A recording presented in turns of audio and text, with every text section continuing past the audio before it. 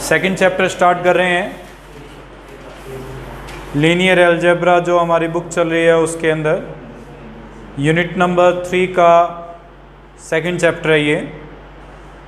Linear combination of vectors, सदिशों का एक घात संचय। संचय का मतलब होता है जोड़ करना, योग करना, इकट्ठा करना। एक घात का मतलब है कि लीनियर हमारे पास कोई भी जो भी हमारे पास जोड़ होगा वो एक घात के पदों का जोड़ होगा जिसमें घात एक रखी जाएगी।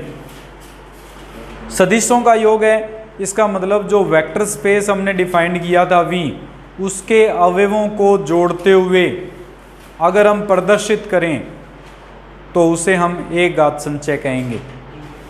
यानी सदिश समष्टि में उपस्थित अवयवों को जोड़ के रूप में व्यक्त करना, संचय करना, इकट्ठा करते हुए लिखना, जोड़ के रूप में व्यक्त करना एक घात संचय कहलाता है। अब इसमें हमारे पास मान लो V ऑफ F एक सदिश समष्टि है। इस सदिश समष्टि में हमारे पास V के एलिमेंट्स हैं जो सदिश के रूप में हम व्यक्त कर रहे हैं। Alpha 1, alpha 2, alpha 3 up to alpha n V के एलिमेंट्स हैं और इनके सापेक्ष हमारे पास A1, A2, A3 up to An जो है वो F के अवयव हैं, अदिश राशियाँ हैं। ये कुछ भी हो सकते हैं, 1, 0, 2, 3, 4, -1, -2, -3, 3/2 क्षेत्र के अवयव हैं। क्षेत्र में हमारे पास सभी अवयव आते हैं, गुणात्मक प्रतिलोम भी विद्यमान होता है। अगर 2 है तो 1/2 भी आ सकता है उसमें। इस स्थिति में अगर हम इनको A1 alpha 1, A2 alpha 2, A3 alpha 3, An alpha n के रूप में व्यक्त कर दें तो ये जो रिप्रेजेंटेशन है उसे हम एक घात संचय कहते हैं। सदिशों का एक घात संचय कहलाएगा ये। हमने सदिश यानी अल्फ़ा 1, अल्फ़ा 2, अल्फ़ा 3 को क्षेत्र A1, A2 क्षेत्र के अवयव A1, A2, A3 के गुणा करके जोड़ के रूप में व्यक्त कर दिया। ये जो मान है उसको हम normally sigma AI alpha I से व्यक्त किया करेंगे, जहां I का मान 1 से लेकर n तक कुछ भी हो सकता है। केवल दो अवयवों को भी लेकर जोड़ा जा सकता है। ये भी एक घात संचय है हमारे पास। ये भी एक घात संचय कहलाएगा। A1 alpha 1, A2 alpha 2, A3 alpha 3। कोई ज़रूरी नहीं है कि सदिश समष्टि के सभी अवयवों को हम जोड़ें, कुछ अवयवों को लेकर भी जोड़ व्यक्त किया जा सकता है, वह एक घात संचय कहलाता है। इसके अंदर उसकी घात एक ही रखेंगे, उसको वर्ग या क्यूब या हमारे पास वो मान नहीं निकालेंगे। अचर पद से, अदिश से या क्षेत्र के किसी अवयव से गुणा करके जोड़ना एक घात संचय कहलाएगा। उदाहरण के लिए मान लो हमें यह दे दिया जाए कि अल्फ़ा जो है वो बराबर है 1 - 2, 5। इसको अल्फ़ा 1 बराबर 1, 1, 1, अल्फ़ा 2 बराबर 1, 2, 3 और अल्फ़ा 3 बराबर 2 - 1, 1 के एक घात संचय के रूप में व्यक्त कीजिए। अर्थात हमें ये जो अल्फ़ा दिया हुआ है इसको इन अवयवों के एक घात संचय के रूप में व्यक्त करना है। या ये कह सकते हैं कि हमें अल्फ़ा बराबर A1 alpha 1 plus A2 alpha 2 plus A3 alpha 3 के रूप में लिखना है इनको। अगर इनको इस रूप में व्यक्त करना है तो पहले इनके मान रख देते हैं। 1 - 2, 5, A1 1, 1, 1, 1, A2 into 1, 2, 3, A3 into 1 - 2, 5। हल करेंगे 1 - 2, 5 बराबर आ जाएगा A1 plus A2 plus A3 coma A1 plus 2A2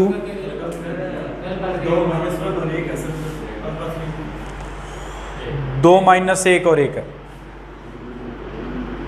2 minus 1 और 1, यहाँ पे हमारे पास आ जाएगा 2a3, इसमें आ जाएगा 2a2 और उसके बाद में माइनस का a3 और तीसरा एलिमेंट बन जाएगा a1 plus 3a2 plus a3।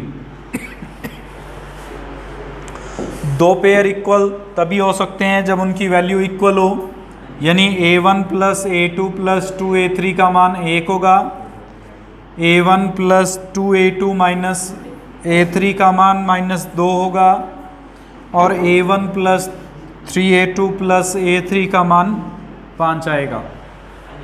इससे a1 a2 a3 के मान निकालेंगे। a1 a2 a3 के मान निकालने के लिए पहले इन दोनों को घटा देते हैं। अगर इन दोनों को घटाएंगे तो समीकरण आ जाएगी माइनस का a2 और प्लस का 3a3 बराबर 3। इन दोनों को घटा देते हैं। अगर इन दोनों को घटाएंगे तो माइनस का a2 और माइनस का 2a3 इक्वल्स टू -7। अगर इन दोनों को घटा दें दोबारा तो ये हमारे पास a2 कट जाएगा, यहाँ आ जाएगा 5a3 बराबर 10, a3 का मान आ जाएगा 2। a3 का मान अगर इस समीकरण में रखेंगे तो a2 का मान आ जाएगा -a2 बराबर 3 - 6 या a2 का मान आ जाएगा 3 और a1 a2 और a3 का मान पहली समीकरण में रख देते हैं तो a1 प्लस 3 प्लस 4 बराबर 1 या a1 बराबर आ जाएगा -6। ये a1 a2 a3 के मान रखेंगे तो जो अल्फ़ा है उसको लिखा जा सकता है -6 α1 प्लस 3 α2 और प्लस 2 α3, जो कि अल्फ़ा का α1 α2 और α3 के रूप में एक घात संचय कहलाता है।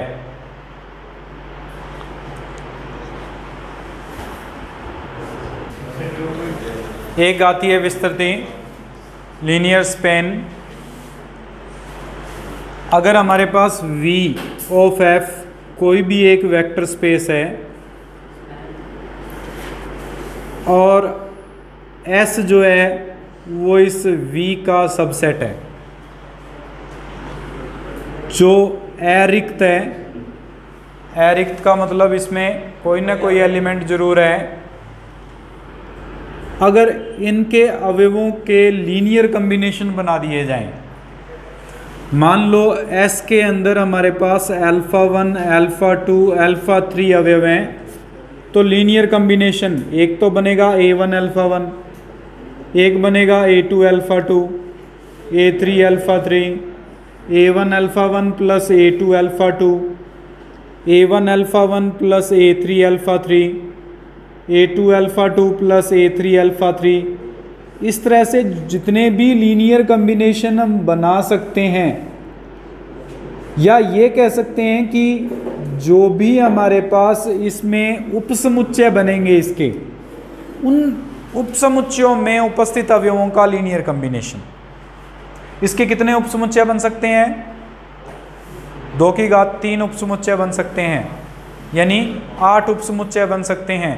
उन 8 उपसमुच्चयों में से एक ऐसा समुच्चय होगा जो उपसमुच्चय होगा जो रिक्त होगा, खाली होगा। खाली को छोड़ दें तो बाकी कौन कौन से बने? 7। देखो 1 2 3 4 5 6 और ये 7, ये सातों उपसमुच्चय बन रहे हैं।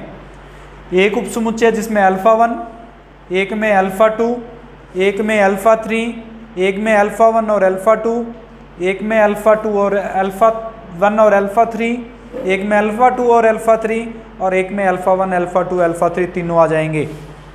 उन उपसमुच्चयों में उपस्थित अवयवों को अगर लीनियर कम्बिनेशन के रूप में व्यक्त कर दें तो जो नया समुच्चय बनेगा इसे लीनियर स्पेन या लीनियर हमारे पास एक घातीय विस्तृति कहते हैं। तो एक घातीय विस्तृति है क्या? एक घातीय संचय को ही हम एक घातीय विस्तृति कह रहे हैं, जिसके अंदर अगर S कोई भी उपसमुच्चय बनता है तो उस S उपसमुच्चय के अंदर उपस्थित अवयवों के एक घात संचयों का समुच्चय। जितने भी एक घात संचय बनते हैं, जितने भी अवयव, एक अवयव को या 2 अवयवों को या 3 अवयवों को लेते हुए जितने भी ए घात संचय बनाए जा सकते हैं उन सभी अवयवों के समुच्चय को एल ऑफ एस या एक घातीय विस्तृति या लीनियर स्पेन कहेंगे। इसमें कोई डाउट? परिभाषा लिख लीजिए। माना V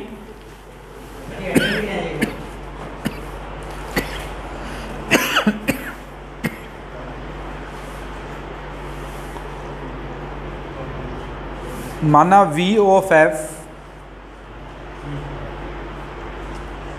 एक सदिश समष्टि है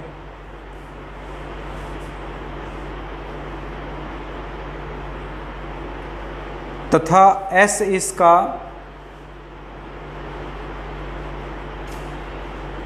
अरिक्त उपसमुच्चय है।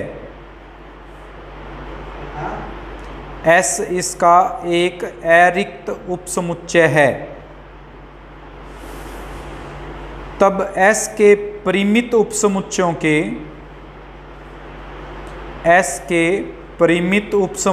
के सभी एक घात संचयों